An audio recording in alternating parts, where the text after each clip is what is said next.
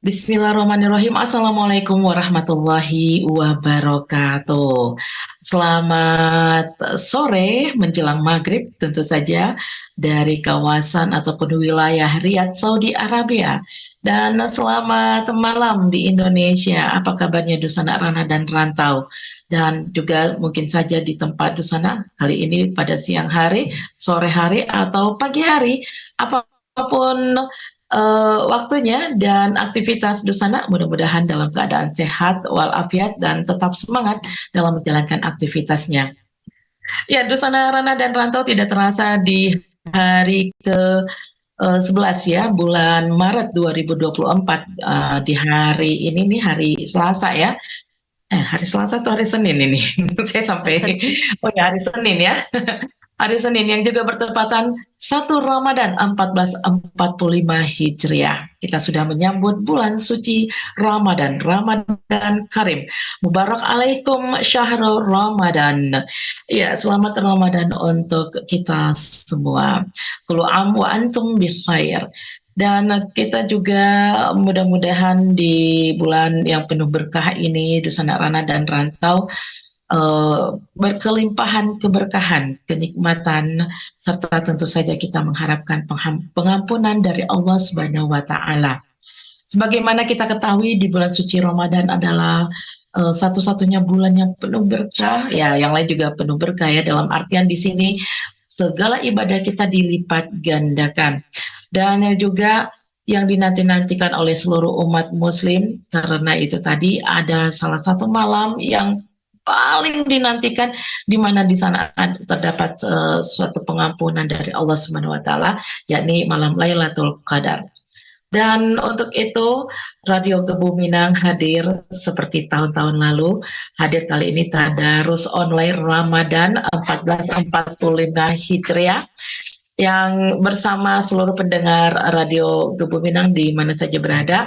Tentu saja kami juga mengundang bersama yang ingin berpartisipasi. Mari kita sama-sama. Ya, Habiha. Mama, Masya Allah. Ya, karena memang di Saudi sendiri sekitar 10 menit kurang itu kita akan berbuka puasa. Nah, bagaimana dengan Dusana Rana dan Rantau? Ya, kalaupun ada perbedaan, itu adalah sebuah sunatullah ya. Dan yang terpenting adalah kita, ketika kita memilih suatu pilihan, itu berdasarkan keilmuan. Ya, Dusana Rana dan Rantau kami akan undang terus. Dusana silakan nanti mau bergabung, barangkali nanti juga tim kru Radio Gebu Minang bisa meletakkan Zoom-nya ya, biar nanti Dusana-Dusana lain mau bergabung tinggal mengklik link tersebut.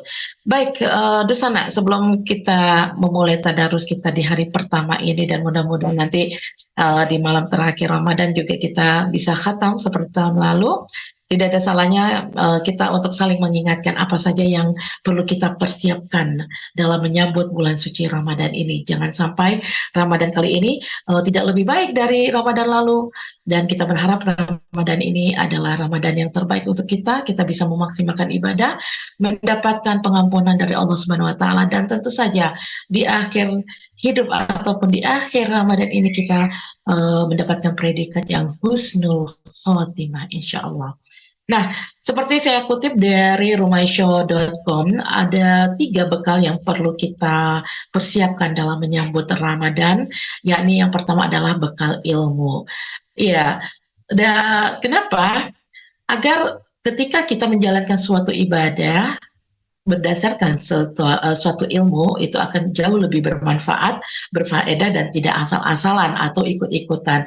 Sebagaimana Umar bin Abdul Aziz berkata, "Man abadallah bi ghairi ilm, kana ma yufsidu aktsara mimma yuslih." Barang siapa yang beribadah kepada Allah tanpa ilmu, maka dia akan membuat banyak kerusakan daripada mendatangkan kebaikan. A'udzubillahi min dzalik ya.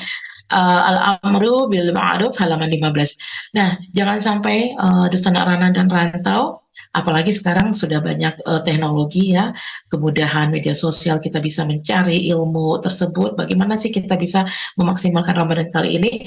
Tetapi ya ingat, perlu dilihat juga sumbernya, jangan main ambil saja, tetapi kita harus tahu juga sumber berita ataupun ilmu yang kita ambil tersebut. Lalu yang kedua adalah memperbanyak taubat ataupun memohon ampun kepada Allah Subhanahu wa taala.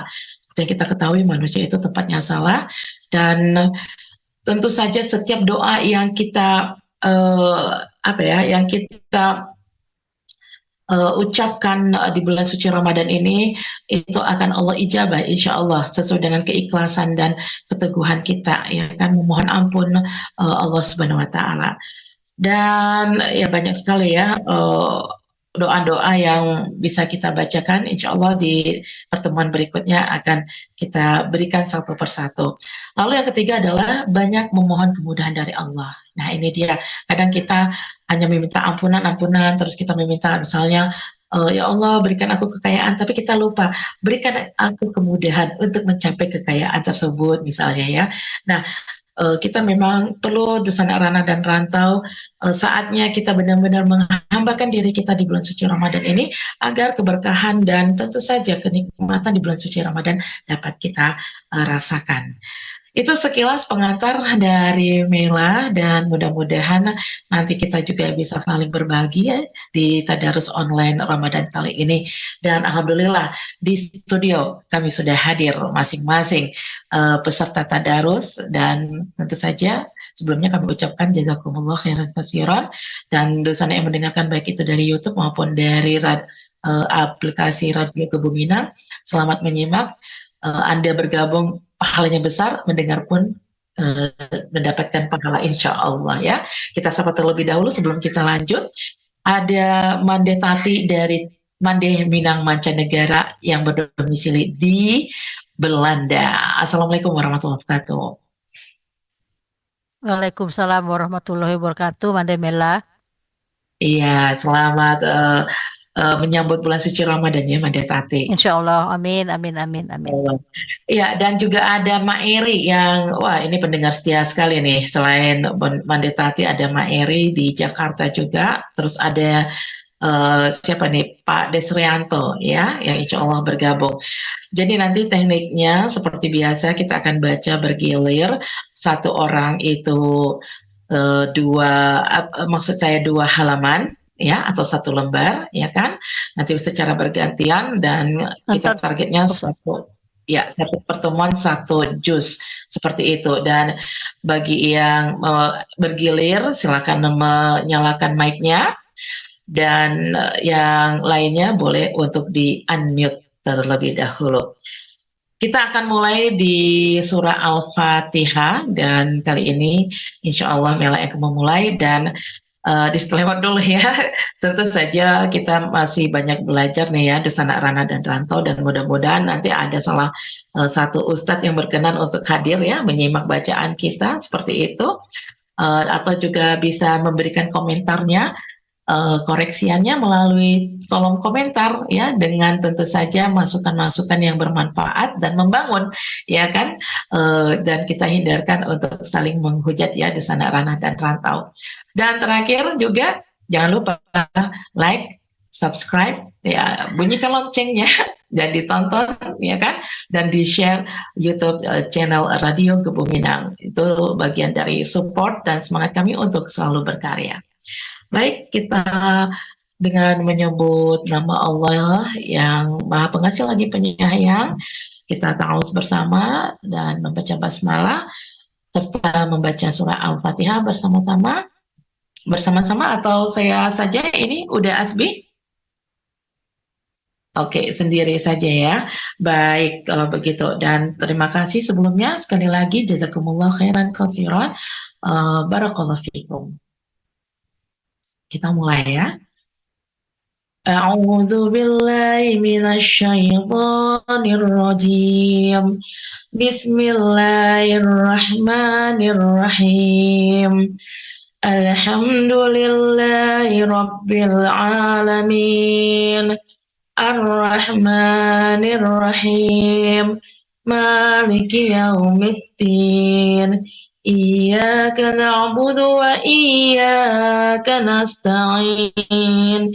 Ihdinas siratal mustaqim. صراط الذين أنعمت عليهم غير المغضوب عليهم ولا الضالين. بسم الله الرحمن الرحيم. ألف لام ميم.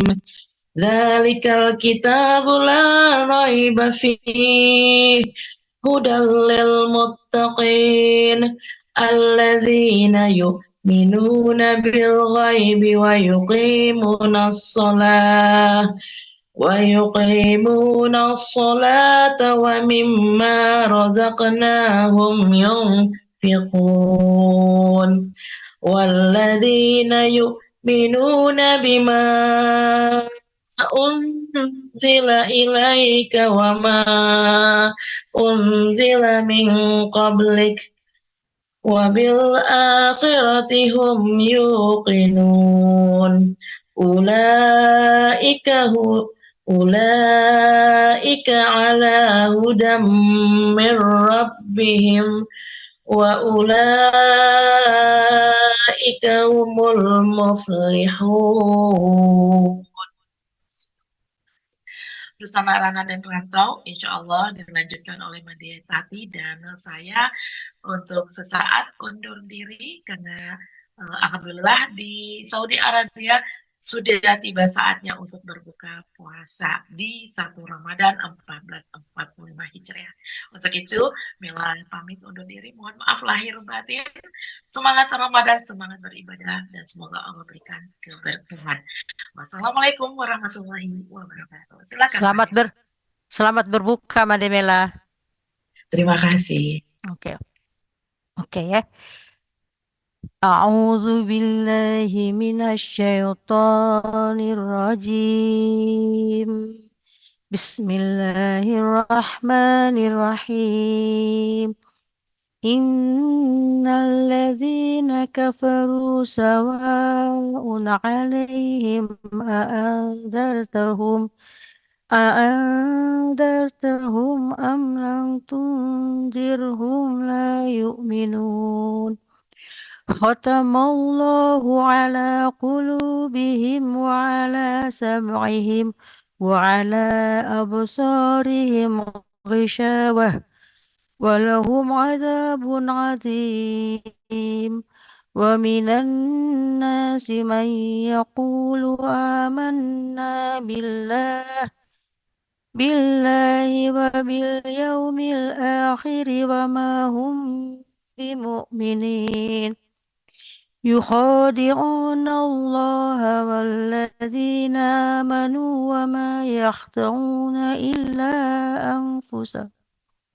إلا أنفسهم وما يشعرون في قلوبهم مرض فزادهم الله مرضا ولهم عذاب أليم بما كانوا يكذبون وإذا قيل لهم لا تفسدوا في الأرض قالوا إنما نحن مصلحون ألا إنهم هم المفسدون ولكن لا يشعرون وإذا قيل لهم آمنوا كما آمن الناس قالوا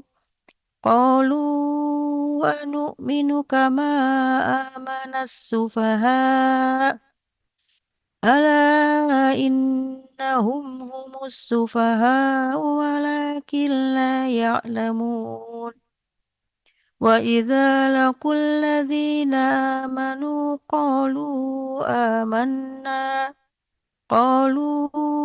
آمنا وإذا خلوا إلى شياطينهم قالوا إنا معكم إنما نحن مستهزئون الله يستهزئ بهم ويمدهم في طغيانهم يعمهون أولئك الذين اشتروا الضلالة بالهدى فما ربحت تجارتهم وما كانوا مهتدين مثلهم كمثل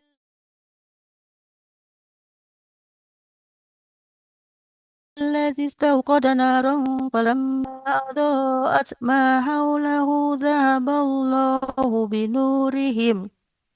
ذهب الله بنورهم وتركهم في ظلمات لا يبصرون صم بكم عمي فهم لا يرجعون أو كصيب من السماء فيه ظلمات ورعد وبرق يجعلون أصابعهم في آذانهم من الصواعق حذر الموت والله محيط بالكافرين يكاد البرق يخطف أبصارهم كلما أضاء لهم مشوا فيه وإذا أظلم عليهم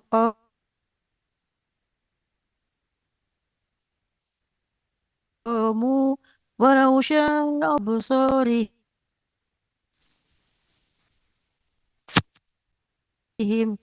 إن الله يا أيها الناس اعبدوا ربكم الذي خلقكم والذين من قبلكم لعلكم تتقون الذي جعل لكم الأرض فراشا والسماء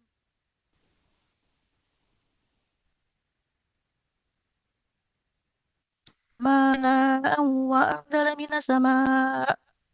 وأنزل من السماء ماء فأخرج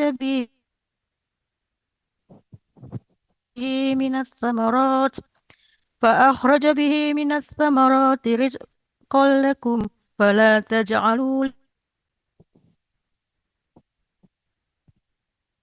لله أندادا وأنتم تعلمون وإن كنتم في ريب مما نزلنا على أبدنا فأتوا بسورة من مثله وادعوا شهداءكم من دون الله إن كنتم صادقين فإن لم تفعلوا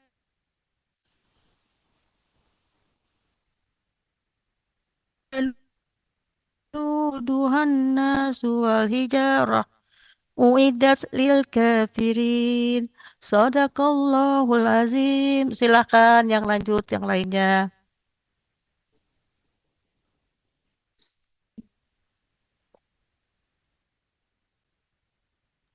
Mbak Eri? Mbak Eri? Ayat berapa? Oh, 25.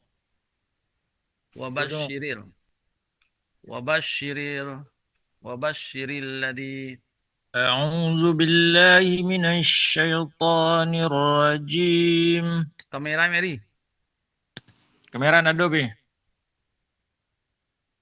Masa ada? Bismillahirrahmanirrahim. الذين آمنوا وعملوا الصالحات أن لهم جنات تجري من تحتها الأنهار. Maaf ya. Betul. Sorry. كلما رزقوا منها من ثمرة رزقا قالوا هذا الذي رزقنا من قبل وأوتم الذي رزقنا من قبل وأتوا به متشابها ولهم فيها أزواج مطهرة وهم فيها خالدون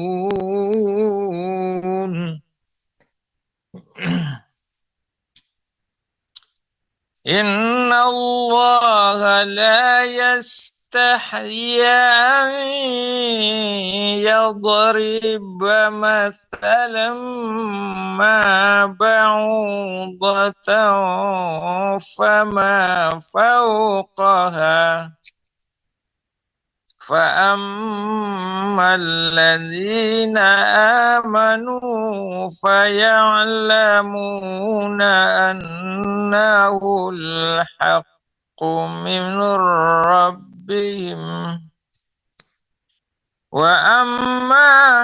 وأما الذين كفروا فيقولون ماذا أراد الله بهذا مثلا يضل به كثيرا ويهدي به كثيرا وما يضل به إلا الفاسقين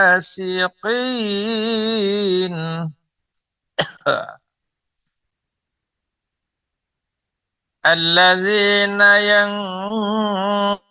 ينقضون عهد الله من بعد ميثاقه ويقطعون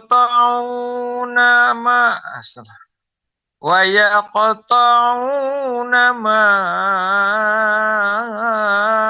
أمر الله به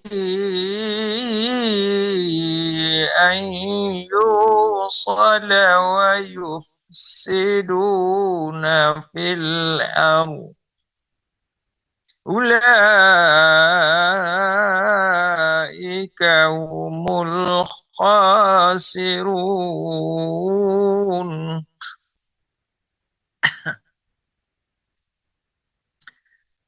كيف تكفرون بالله وكنتم أمواتا فأحياكم ثم يميتكم ثم يحييكم ثم إليه ترجعون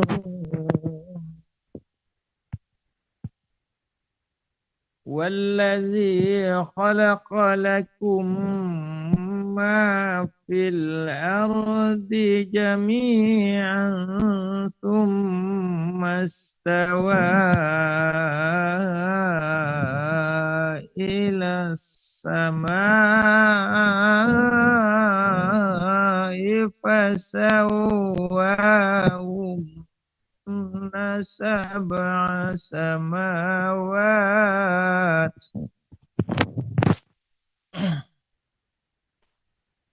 وهو بكل شيء عليم وإذ قال ربك للملائكة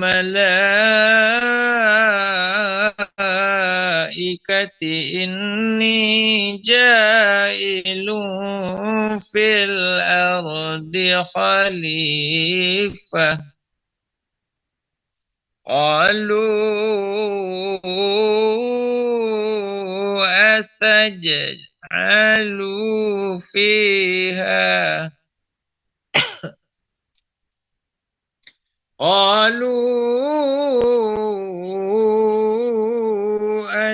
نجعل فيها من يفسد فيها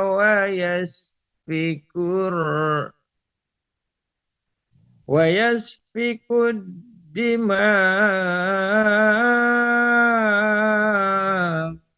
ونحن نسبح بحمدك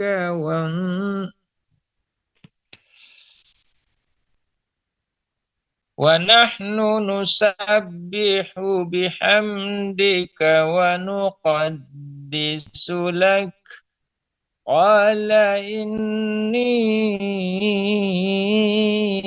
أعلم ما لا تعلمون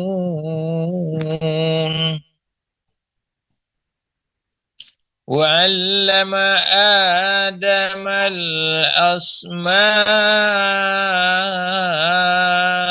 كلها ثم عرضهم على الملائكة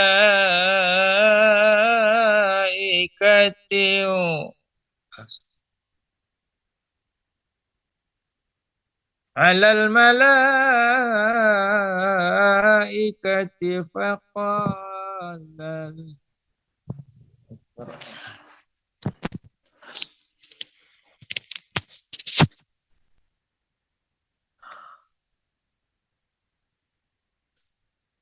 على الملائكة فقال أنبئوني بأسماء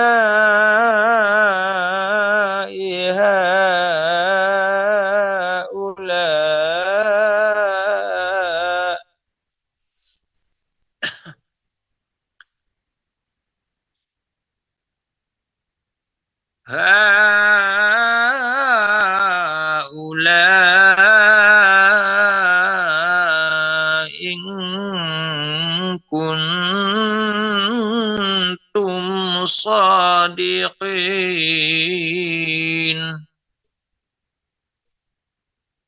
قالوا سبحانك لا علم لنا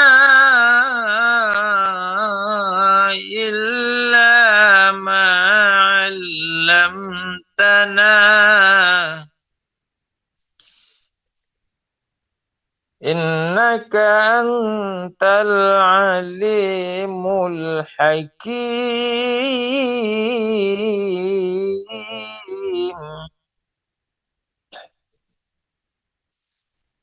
قال يا آدم أنبئهم بأسمائهم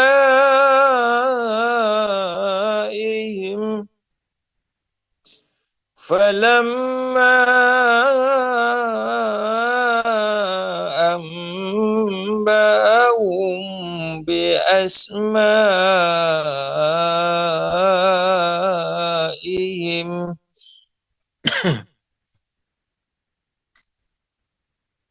قال ألم أقل لكم إني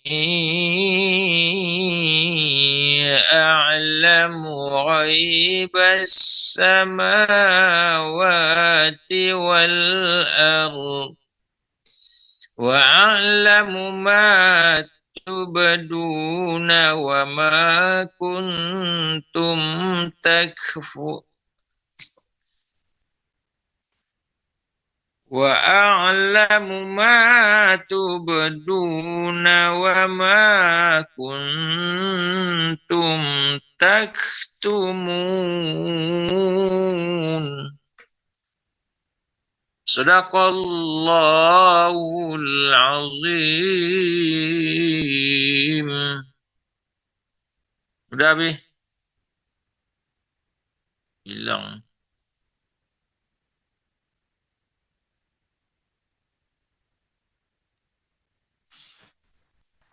Ayat berapa, Pak Edi? Nggak tahu, makanya hilang barusan. Makanya nggak terusin. Ayat berapa dong? taktumun ujung. Oh, Bundo Tati, Bundo tak? Lanjut Bundo Tati. Dua ampe. Mute, unmute. Tiga ampe udah, Oh bukan iya, dua ampe. tiga ampe. Lanjut Bundo. Oke, tunggu ya. Wa idh qulna lil malaikati isjudu li Adam fasajadu illa iblis il illa iblis aba was sorry, Mbak. Bukan, Oh, bukan itu. iya betul. Wa Bukan, idh taktumun 33. Ya betul, tapi kan tiga taktumun itu tadi berhenti di situ. Sekarang Iya, aku lanjut wa idh qulna lil mala. silakan Ibu, silakan Ibu. Iya, Ya, silakan. Iya, benar. bismillah. Wa idh qulna lil malaikati isjudu li Adam fasajadu illa iblis fasajadu illa iblis aba wastakbara wa kana minal kafirin وقلنا يا آدم اسكن أنت وزوجك الجنة وكلا منها رغدا حيث شئتما ولا تقربا هذه الشجرة فتكونا من الظالمين فأزلهما الشيطان عنها فأخرجهما مما كان فيه وقلنا اهبطوا بعضكم لبعض عدو ولكم في الأرض مستقر ومتاع إلى حين فتلقى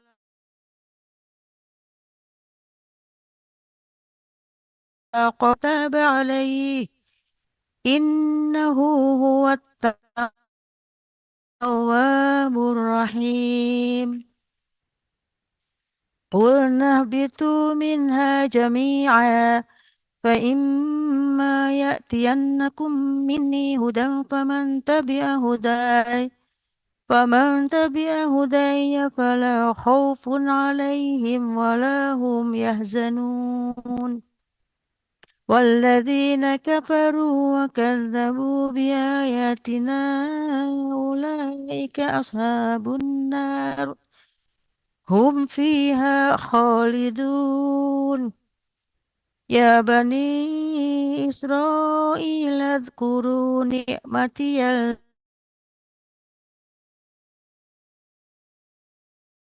التي أنعمت عليكم وأوفوا أوفي بأهدكم وإياي فارهبون وآمنوا بما أنزلت مصدقا لما معكم ولا تكونوا أول كافر به ولا تشتروا بآياتي ثمنا قليلا وإياي فاتقون فلا تلبسوا الحق بالباطل وتكتمون الحق وأنتم تعلمون وأقيموا الصلاة وآتوا الزكاة واركعوا مع الراكعين أتأمرون الناس بالبر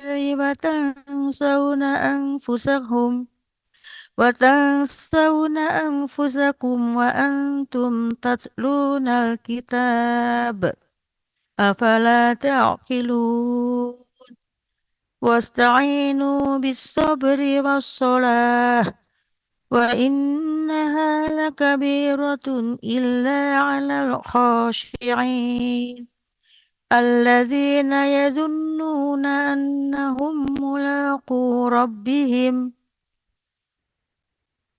ربهم وأنهم إليه راجعون يا بني إسرائيل اذكروا نعمتي التي أنعمت عليكم وأني فضلتكم على العالمين واتقوا يوما لا تجزي نفس عن نفس شيئا ولا يقبل منها شفاعة ولا يؤخذ منها عدل ولا هم ينصرون وإذ نجيناكم من آل فرعون يسومونكم سوء العذاب يذبحون أبناءكم ويستحيون نساءكم وفي ذلكم بلاء من ربكم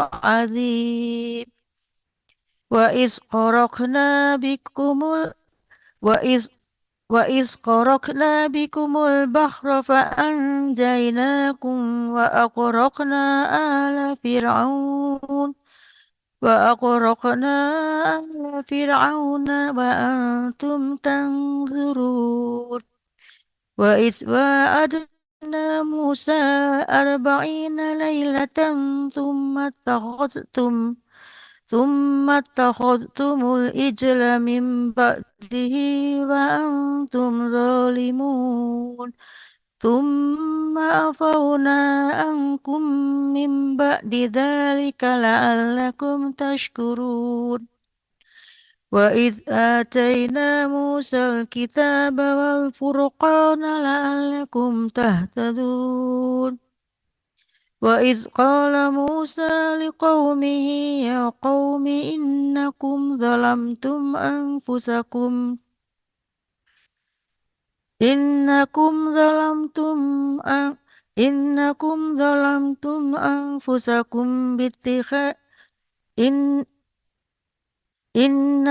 ظلمتم أنفسكم باتخاذكم الإجل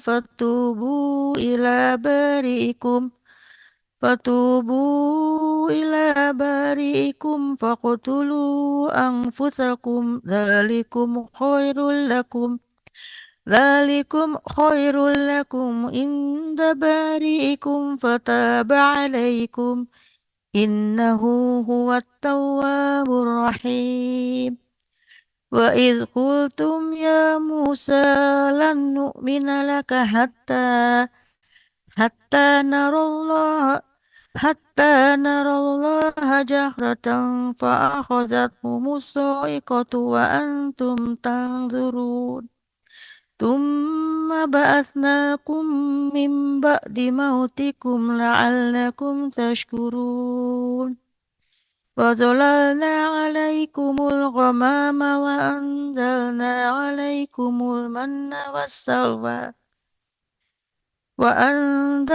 عليكم المن والسلوى كلوا من طيبات ما رزقناكم وما ظلمونا ولكن كانوا أنفسهم يظلمون Sadaqallahul azim. Silakan udah. Apa yang baru gabung? Yang halo Pak? Mairi? Mairi?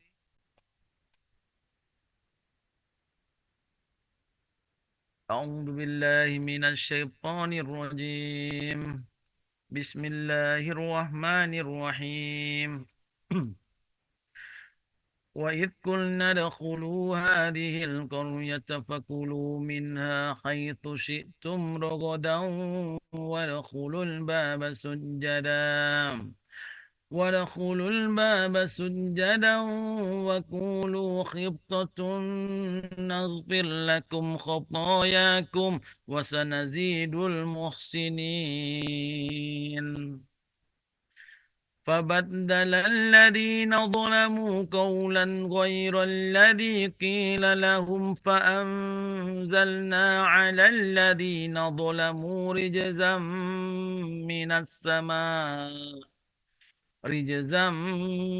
من السماء بما كانوا يفسقون وإذ استسقى موسى لقومه فقلنا اضرب بعصاك الحجر فانفجرت منه فانفجرت منه 12 عينا قد علم كل أناس مشربهم كلوا واشربوا من رزق الله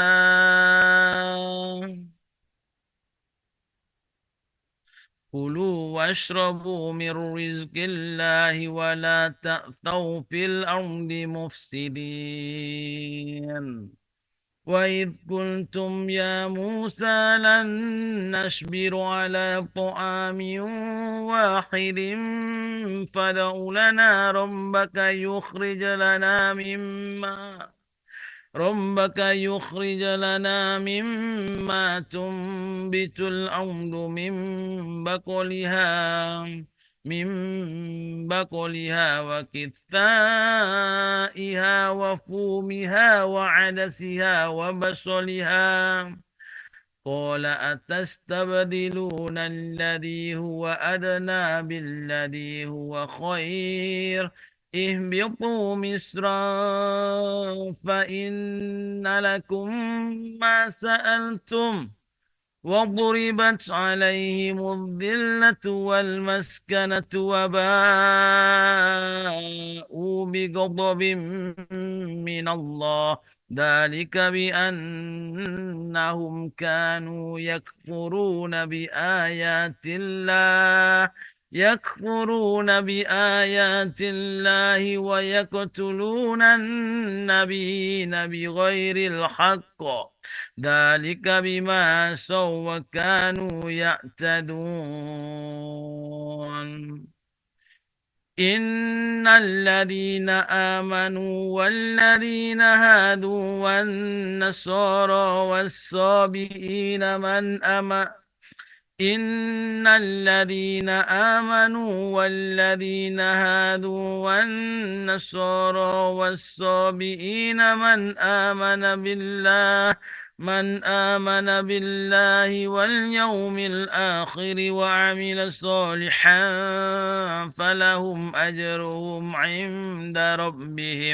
فلهم أجرهم عند ربهم ولا خوف عليهم ولا هم يحزنون وإذ أخذنا ميثاقكم ورفعنا فوقكم الطور خذوا ما آتيناكم بقوة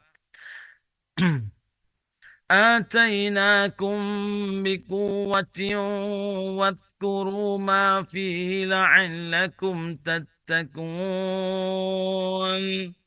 ثم توليتم من بعد ذلك فلولا فضل الله عليكم ورحمته لكنتم من الخاسرين ولقد علمتم الذين اعتدوا منكم في السبت فقلنا لهم كونوا قردة خاسئين فجعلناها نكالا لما بين يديها وما خلفها وموعظة للمتقين وإذ قال موسى لقومه إن الله يأمركم أن تذبحوا بقرة قالوا أتتخذنا هزوا قال أعوذ بالله أن أكون من الجاهلين قالوا ادع لنا ربك يبين لنا ما هي قال إنه يقول إنها بقرة لا فارض ولا بكر ولا فارض ولا بكر أوان بين ذلك فافعلوا ما تؤمرون قالوا ادع لنا ربك يبين لنا ما لونها قال إنه يقول إنها بقرة صفراء فاقع لونها يقول إنها بقرة صفراء فاكع لونها تسر الناظرين صدق الله العظيم. Mairi? Maria keluar. Itu yang Samsung. Siapa tuh yang Samsung? Tidak monitor, bundo tadi dulu bundo. Oh, oke. Beko sebentar lama keluar ya kalau murid mulai datang ya. Oke. Yap. Bismillahirrahmanirrahim. Qalu ud'u lana rabbaka yubayyin sorry. Qalu ud'u lana rabbaka yubayyin lana ما هي إن البقرة تشابه علينا وإنا إن شاء الله لمهتدون قال إنه يقول إنها بقرة لا ذلول تؤثير الأرض ولا تسقي الحرث مسلمة لا شية فيها قالوا أنا جئت بالحق فذبحوها وما كانوا يفعلون وإذ قتلتم نفسا فادارأتم فيها والله مخرج ما كنتم تكتمون فقلنا اضرب فقلنا فقل ف- فقلنا اضربوه ببعضها كذلك يحيي الله الموتى ويريكم آياته لعلكم تعقلون ثم قست قلوبكم من بعد ذلك فهي كالحجارة أو أشد قسوة وإن من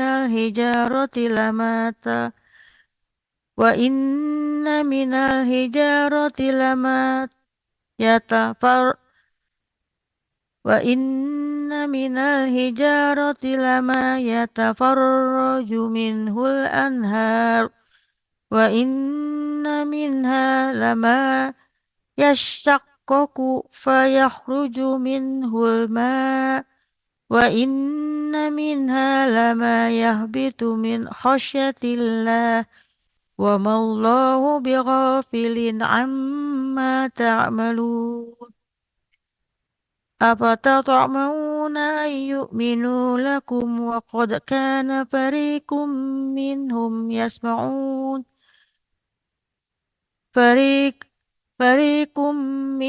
يسمعون كلام الله ثم يحرفونه من بعد ما أقلوه وهم يعلمون وإذا لقوا الذين آمنوا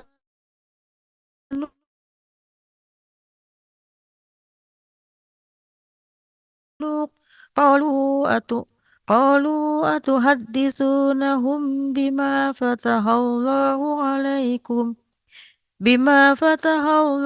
عليكم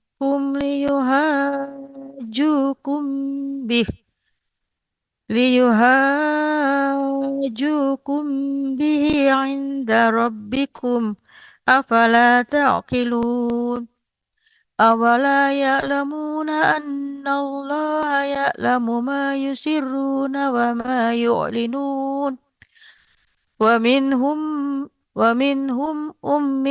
ومنهم أميون لا يعلمون الكتاب إلا أماني وإن هم إلا يظنون فويل للذين يكتبون الكتاب بأيديهم ثم يقولون هذا من عند الله ليشتروا به ثمنا قليلا فويل لهم مما كتبت أيديهم وويل لهم مما يكسبون وقالوا لن تمسنا النار إلا أياما معدودة قل أتخذتم عند الله أهدا فلن يخلف الله أهده أم تقولون على الله ما لا تعلمون بلى من كسب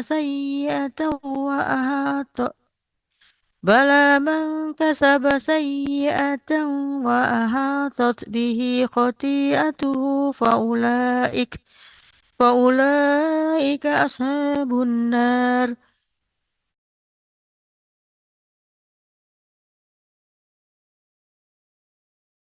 هم الصالحات أولئك أصحاب الجنة هم فيها خالدون وإذ أخذنا ميثاق بني إسرائيل لا تعبدون إلا الله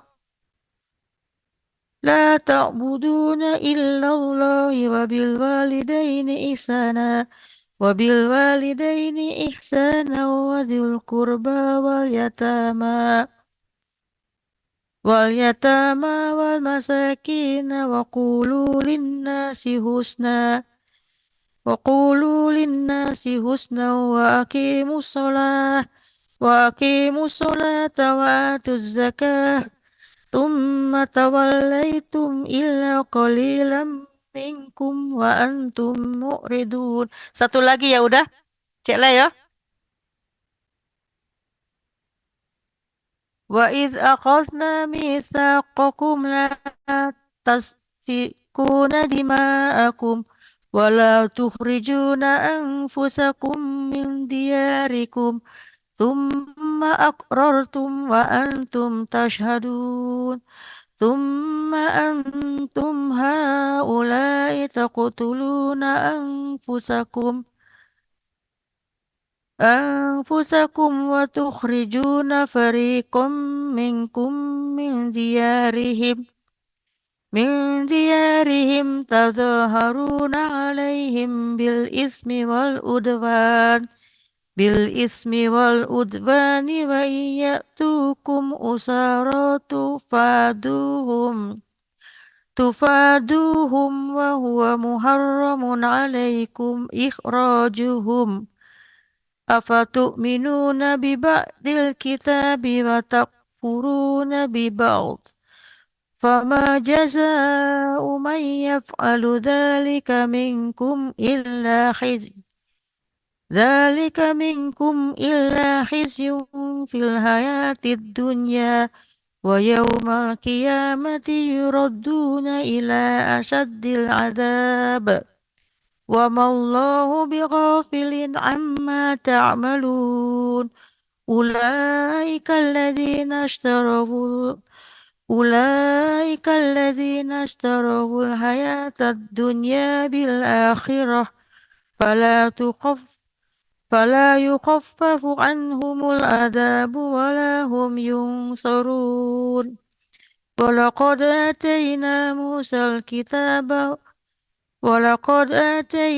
موسى الكتاب وتقفينا من بعده بالرسل وآتينا عيسى ابن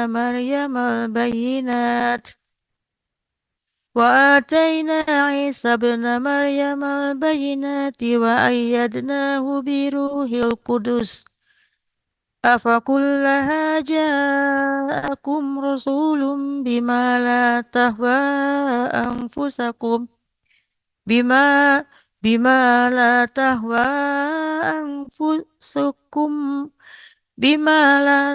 بما لا تهوى أنفسكم استكبرتم ففريقا كذبتم ففريقا تقتلون وقالوا قلوبنا غلف بل لعنهم الله بكفرهم فقليلا ما يؤمنون صدق الله العظيم.